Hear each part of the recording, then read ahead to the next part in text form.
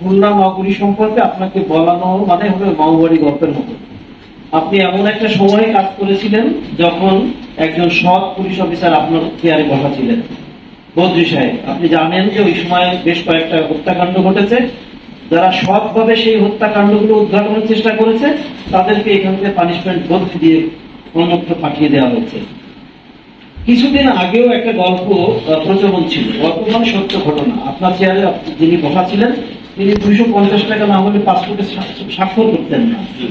একজন পুলিশ কমিশনারের মাথা যদি এভাবে পচে যায় তাহলে তার ওসিদের কি অবস্থা হয়, তার অধস্তন যারা আছেন তাদের কি অবস্থা হয়, এটা বলা অপেক্ষা রাখে না। খুলনা শহরের সবকিছুই আপনি জানেন, এর আত্মপ্রান্ত আপনি জানেন, কারণ আপনিও একটা গুরুত্বপূর্ণ জায়গায় দীর্ঘ সময় এখানে কাজ করেছেন। আপনার দুই পাশে যারা আছেন তারাও কিন্তু খুলনা শহরের আত্মপ্রান্ত সবই জানেন, কিন্তু বলার সাহসটুকু বিগত দিনে হয়নি। প্রত্যেকে যেন একটা চাপ আপনারা অনুভব করেছেন।